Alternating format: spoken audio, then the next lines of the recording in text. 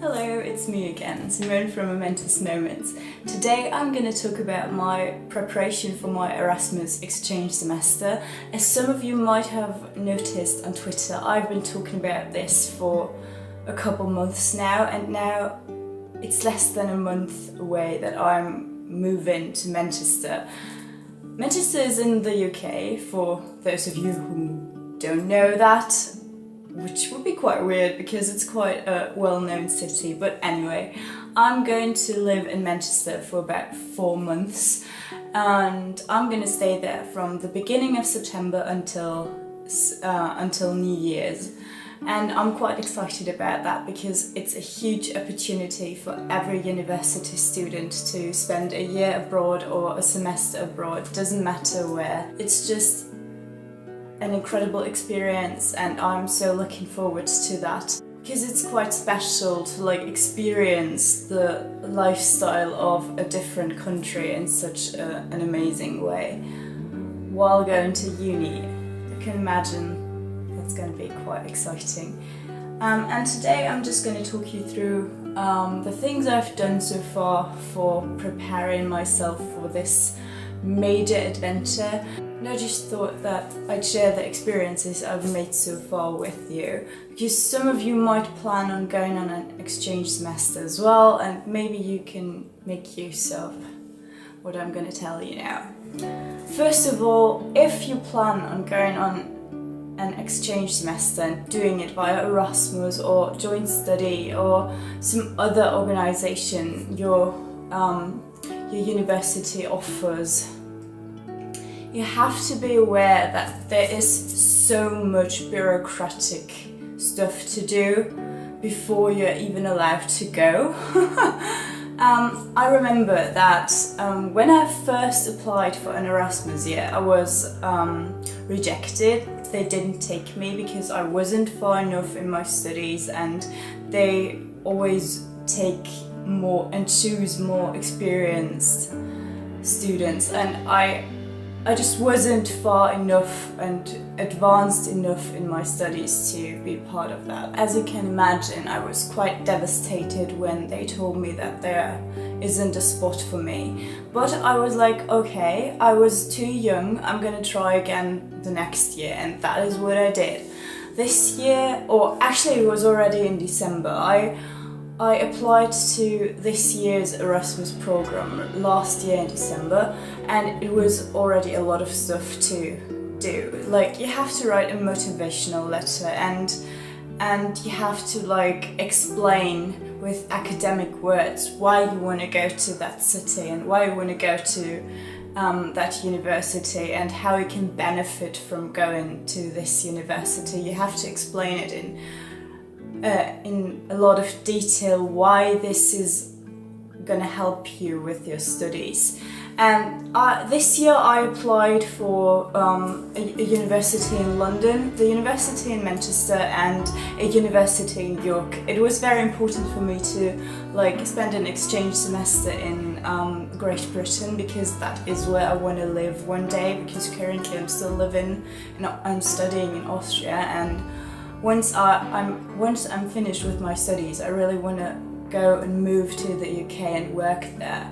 So I found it quite useful to spend a year abroad in the UK to get used to the lifestyle and get used to the people, even though I've spent so much time already in the UK. But it's something different to go there as a holiday and to actually live there.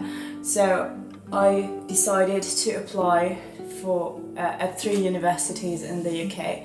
It took them about 2.5 months until I got a reply, but in the end I got the spot at Manchester Metropolitan University, and I was so delighted. You can imagine, I was so happy, and I was like, okay, no, nothing can really happen to me anymore. But it was just the start of things. I would have never imagined how much bureaucratic stuff you have to go through to go on an exchange semester.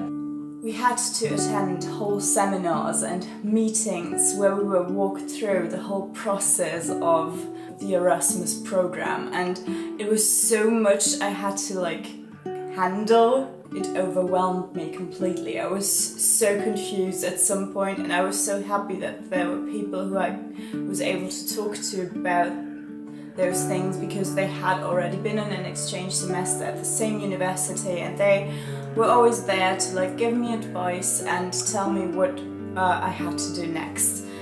Because without that, I wouldn't have been able to like do this. I am 100% sure I would have forgotten something otherwise.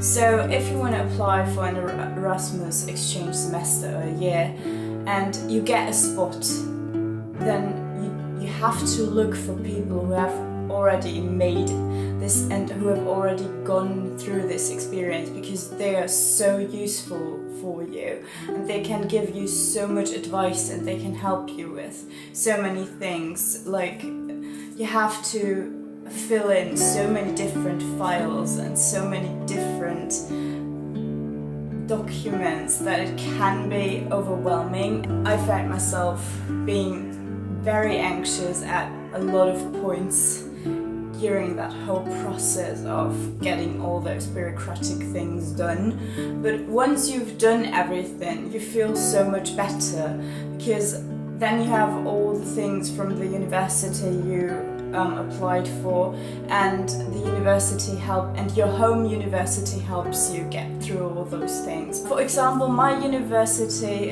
gave us and provided us with a checklist we had to follow to not forget anything, because when you go on an exchange semester with Erasmus, you firstly get money from the organization to support your the costs of living there.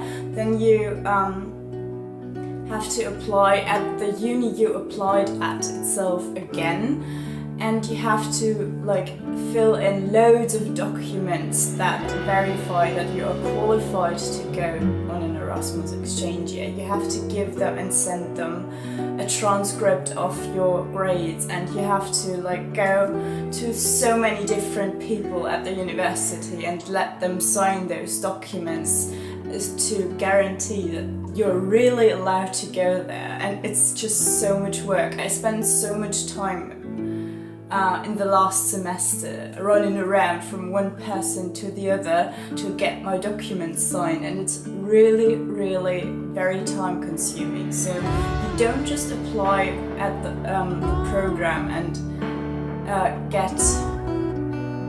then they're like, okay, you can go, you don't have to do anything anymore. It's so much work, and you really have to prepare yourself to spend a lot of time preparing yourself for this. And once you've done all the bureaucratic stuff, the really hard things start, because you have to find a flat in the city you're going to, because Erasmus provides you with support and money, but they don't provide you with a flat. So I was forced to find myself a flat where I could live in Manchester, and I already started at the end of June to looking for a flat on different flat share sites and different property sites on the internet, and it took me until like 2 weeks ago until I finally found a flat that was suitable for me and my needs. So prepare yourself that it takes a long time to find a flat or an apartment or a flat share, and especially when you're only going for one semester like me, like when your contract's only for 4 months, it is especially difficult to get a spot in a flat share, because most student homes only want tenants who stay for at least 6 to 10 months. So it was very hard for me to find a flat that was suitable for me, and a flat where people would actually let me stay in. But now I've finally found a flat that is suitable for me, not far from university. I have a grocery store right around the corner, and there's loads of stuff to do in my area because it's an area where a lot of students live, and that's what I'm very, very happy about. The next thing I want to talk about when it comes to preparing yourself for an exchange semester is definitely a checklist for yourself. My friends got me this cool notebook with the world map on it and for my birthday, and I found it so useful because I use it to write down all the stuff I have to get done. And it helps me so much because I tend to become very forgetful when I have a lot of things on my mind. So this is basically my lifesaver, and I can only recommend it to anyone planning a trip that lasts longer than 2 weeks. I also want to use it when I'm in Manchester to write down cool pubs and cool coffee shops that I went to, because I find it quite important to keep track of the things I've done, because we tend to forget things so easily. So it's really helpful to have a cool notebook like that. And things I've written down in there is that I have to book my flight and get an international driver's license. So if you already have a driver's license and you're going abroad, always inform yourself about the rules and the laws in this country. I don't necessarily need an international driver's license in the UK, but I thought I'd still get myself one in case I would still need it. Because I want to go to Scotland by car, because it's really complicated to get to certain spots in Scotland by train. I'm probably gonna rent a car and go there by car. So I decided to get an international driver's license just in case I need it, but I don't necessarily do need it in the UK. I don't know how things are gonna work once the Brexit's fully done. I myself, I'm a bit pissed that the UK decided to leave the European Union, because it makes it a lot harder for people from Europe to get to the UK and study there. It gets a lot more expensive and a lot more time-consuming planning is involved. So I'm glad I don't have to do this now, because I wouldn't know how to handle that, because I'm already pretty overwhelmed with what I have to deal with now. Another really important thing when it comes to preparing yourself for an exchange semester is that you inform yourself about the country you're going to. Not only the laws, but also the culture is important. Inform yourself about the different spots in your city and the different areas that people live in, so that you can decide where it's best for you to live once you're going there.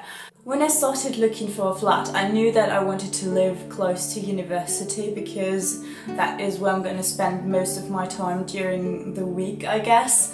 I'm really not up for travelling by bus for 1.5 hours in the morning just to get from my flat to uni. In Manchester, the area where the uni is situated is called Russell, and it's surrounded by areas like Holme, Fallowfield and I think Withington.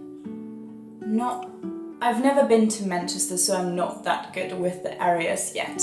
But I decided that I either wanted to live in Russell, Holme or Fallowfield, and I was advised to live in Fallowfield because Fallowfield is a very studenty area where loads of students from Manchester live. And I was lucky enough to find a flat in Fallowfield, so I'm really looking forward to that. And you also have to be aware of your financial situation. The UK is a very expensive country, almost everyone knows that, so it's best to sit together with your family and talk about your financial situation and how much you're able to spend on your flat, because my flat is still, even though it's still expensive compared to Austrian student flats, it's on the average side, so it's affordable. and the area it's in is also very cute, so it's okay. But you really have to like make a list of things you need and things you're gonna have to spend money on, just to have a bit of an overview of the things you're gonna need and you're gonna have to buy, because obviously you won't be able to like take all of your things to the place you're going to. I already know that I'm gonna struggle with my luggage, because everyone who knows me knows that I'm obsessed with clothes, and I'm gonna have such a hard time choosing what I'm gonna take with me to Manchester. I already know that I'm gonna sit in my room and be like, what the hell am I going to take with me and what the hell am I going to leave at home? I can already see myself struggling with that. Oh god. Anyway, the more important things than clothes are what you need in terms of certain documents and certain things you need in everyday life. The least important things to take with you is stuff like beauty things. You can buy that when you're in the city you're going to. More important are things you can wear every day, like sweaters and t-shirts and some jeans, but even that you can buy when you're in that city. It's more important to like think of your medication, think of your passport, think of other important documents that you might need when you're going there. I'm also going to take my camera with me because I want to take pictures obviously, and I also have to film a project for one of my uni courses here in Austria, which is why I'm going to need my filming stuff, my camera and my tripod and things.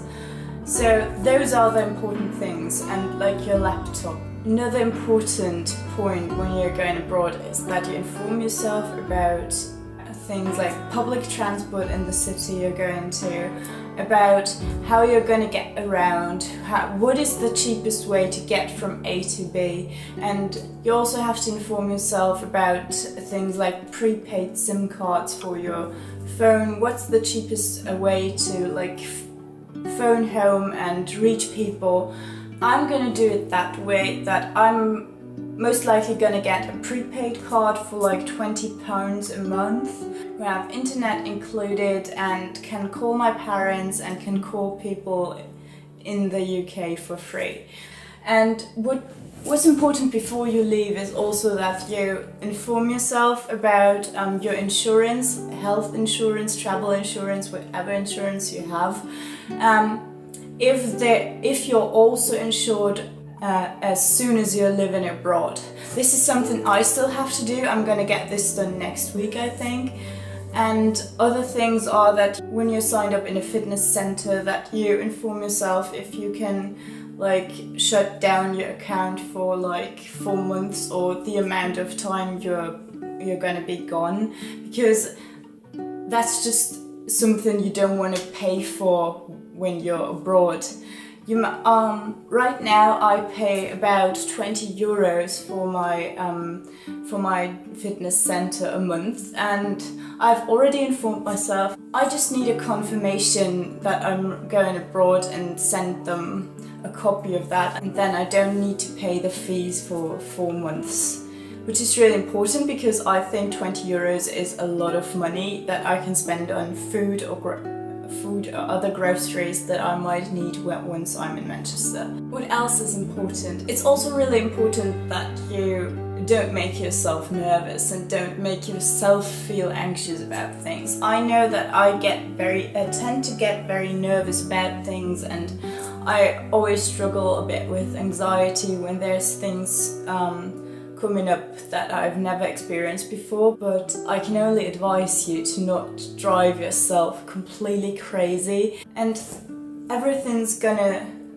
fall into place with time. There's nothing you have to worry about. It's just, think about it as another amazing experience that you're gonna make in your life, and this is what keeps me calm as well. Right now it's about 24 days until I'm leaving, and I'm still very calm and very relaxed just because I've prepared most of the things I need And that is also something that is really important, to like stay calm and stay relaxed, that you get things done before it's 1 week to your departure, because I guess if I had done that I would have gone crazy as well. Be aware that things are very time consuming and take time to fall into place, but if you get things done beforehand, it's not a problem at all. Just write yourself a checklist of things you have to do and tick things off as soon as you've done them, and I'm telling you, it's going to be a lot easier to get through this. Something that I can advise as well is attending the welcome days, which I'm going to do as well, because you get to know the university you're attending, and you get to know the area and the environment and the different societies, and you get shown around, and you get shown where you get groceries and medication if needed, and where you get important information about all the stuff you need to know. So it's definitely important to like get to know people who know things better than you, because most of the time international students come to a place they've never been to before. They have no idea how to get around, where things are, or what to do when there's an emergency. So you need people who tell you where to go and where to find things. That is pretty much the most important thing. In terms of me, I'm going to Manchester on September 7. I'm flying to Manchester from Vienna. I know that I'm gonna try to travel as much as I can once I'm in Manchester, because I've always been a person who loved to travel, and I just think exploring new places you've never been to is one of the most exciting things I could think of. It's just such an incredible feeling knowing that I'm going to get to travel the UK, and I'm probably also going to travel to Amsterdam, and it's always better to do those things while you're still young. If there's any question I haven't answered, please leave a comment in the comment section below, and I'm going to try to answer it. And it would make me so happy if you subscribed and gave this video a thumbs up if you liked it. And I guess we're going to see each other in Manchester, woo! Because I'm definitely gonna do travel vlogs, because that is still the focus of this channel, and I can't wait to do more travel vlogs and take you with me on my journey. So, see you soon! Bye!